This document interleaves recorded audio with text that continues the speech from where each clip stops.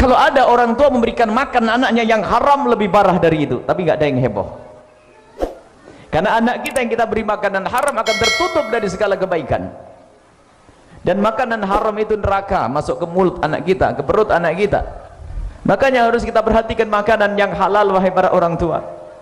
Biarpun di tempat yang baik, belajar dengan orang baik dan sebagainya, kalau makanan yang kita berikan kepada anak kita makanan yang haram, maka anak kita susah untuk benar. Dan kita memberinya pun adalah bukan nafkah yang halal, adalah dosa. Kelihatannya pahala, membiayai capek, tapi dari rezeki yang haram susah benar, dan haram dosa di hadapan Allah Subhanahu wa taala. Kalaupun mondok jadi orang alim nggak manfaat ilmunya. Makanya ini yang sering kami serukan di para wali santri. Kami selalu ngomong waktu pendaftaran, biasanya ditanya kerjaannya apa, bukan gede kecilnya gaji, tidak. Kita pengen tahu halal haramnya. Ternyata terdata dari beberapa wali santri itu banyak yang pekerjaannya haram, urusan dengan renten, urusan dengan riba dan sebagainya. Sehingga langsung kami umumkan, bagi siapapun para orang tua yang ternyata anaknya diterima di pondok, kok ternyata pekerjaan bapak ibunya itu haram, mohon agar tidak mengirim anak-anaknya uang. Kita umumkan itu, tidak usah mengirimi anak-anaknya uang. Adapun anak-anak kalian, para bapak para orang tua, anak-anakmu tetap bakal makan sama seperti yang lainnya, tapi jangan dikirimi dengan uang haram, karena uang haram akan menutup ilmu, akan menutup cahaya. Akhirnya ada seorang ibu dari Jawa Tengah itu nangis dia karena tidak boleh ngirim. Boleh anaknya diterima di sini tapi nggak boleh ngirimi duit. Akhirnya setelah 2 bulan datang dia ngirimi duit dan nangis mengucapkan terima kasih. Kenapa? Saya sudah keluar dari pekerjaan saya ganti pekerjaan karena saya pengen ngirim anak saya. Halal. Kalau haram percuma. Kita pengen memberikan nur cahaya ilmu, tak taunya anak kita anaknya makan makanan yang haram. Susah kalau jadi ulama ulama yang dengan temannya gesek-gesekan rebutan majlis, itu ulama yang saling mendengki, ulama yang sombong-sombongan, ulama yang musibah. Itu kayak dikatakan Imam Ghazali, la hasadaka hasadul ulama, sesama ustadz saling mendengki. Yang dikatakan Nabi yang paling ditakutkan oleh Nabi lebih daripada takutnya kepada Dajjal, yaitu ulama ulama yang jelek. Karena apa? Dari makanannya haram. Jadi dokter pun sudah bohong, nggak pakai obat harus pakai obat, nggak operasi nggak pakai resep. Pakai jadi apa lagi? Jadi pejabat culas. Jadi ustadz juga nggak bener karena dari makanan yang haram. Hati-hati, maka harus semuanya mencari rizki yang halal. Kemudian ada lanjutannya, gimana agar saya mudah cari rizki yang halal? Nah ini kan biasanya panjang terus tuh kemana ini. Bagaimana agar saya mudah cari rizki yang halal? Jawabannya adalah kesederhanaan. Jangan gaya-gayaan hidup, mobil HP-nya harus merek ini, bajunya merek itu. Bajumu nanti merek kain kafan semuanya.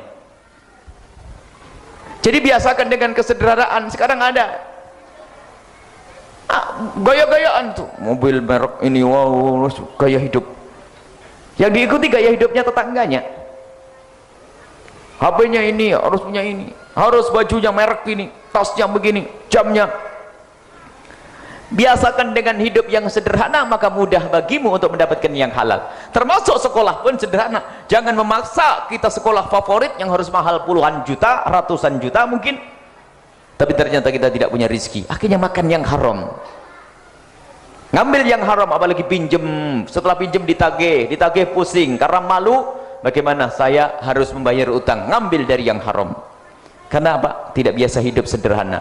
Maka yuk kembali dengan cara hidupnya Rasulullah. Rasulullah itu kalau minta apa saja, ngomong apa saja bakal dipenuhi oleh sahabat beliau. Akan tapi bagaimana beliau? Hidupnya sangat sederhana. Pernah suatu ketika berkata, Aisyah, aku akan sarapan pagi, ada tidak? Siti Aisyah menjawab, tidak ada ya Rasulullah. Idzan asum, kalau begitu aku akan puasa.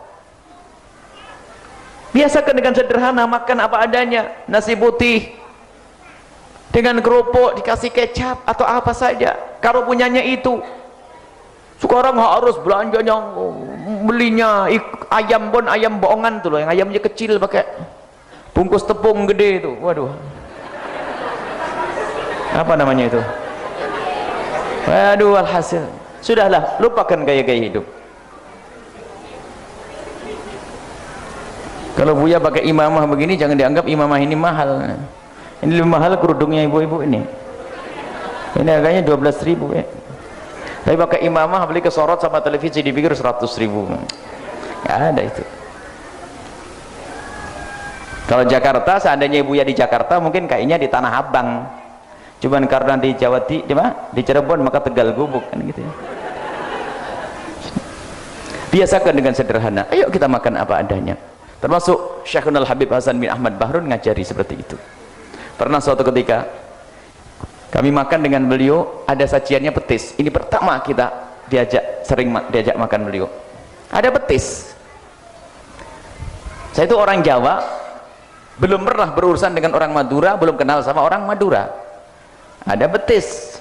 Saya ngelihat modelnya, baunya, saya kurang suka. Dan tidak makan. Akhirnya, kenapa kamu? Saya nggak bisa makan petis. Ustaz, diam dulu sebentar beliau. Akhlaknya beliau tidak langsung marah. Sebentar. Ente harus belajar makan petis. Ustaz tidak ingin punya murid kalau datang ke rumahnya jamaah lalu dikasih makanan bilang aku tidak suka. Itu namanya nyiksa. Kalau bilang ini seneng suka, sudah jangan latihan. Akhirnya diam-diam kami latihan makan petis, akhirnya sampai kecanduan petis ini. Ya, biasakan dengan sederhana. Beliau ngomong, jangan sampai ngomong ini makanan gak enak, aku tidak suka. Makan apa saja, seadanya. Bukan rakus ya, seadanya, maksudnya sudahlah, jangan repotin orang. Ini perlu membiasakan hidup sederhana ini. Enak cari yang halal. Pekerjaan pun biasa, yang penting halal. Lihat, Imam Ali bin Abi Thalib, siapa beliau? Menantunya Rasulullah, imam ahlil masyarik wal magharib, imam yang sesungguhnya. Imam Ali bin Abi Thalib, apa kerjaan beliau? Dan pekerjaannya tidak menjadikan beliau runtuh namanya. Kerjaan beliau adalah menurunkan kurma.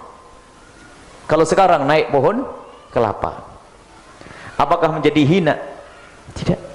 Bahkan gaji 3 hari kadang bisa dimakan semalam. Allah. Imam Ali bin Abi Thalib, sudahlah kalau kita biasa dengan kesederhanaan, mudah kita dengan yang halal akan muncul anak-anak yang soleh.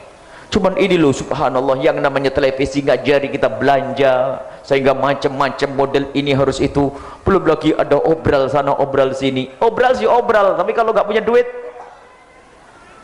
makanya memaksakan diri. Mulai dari makanan, sekarang gaya hidup nih, ayo kita biasakan dengan sederhana, maka dengan kesederhanaan inilah kita mudah untuk mendapatkan yang halal. Jangan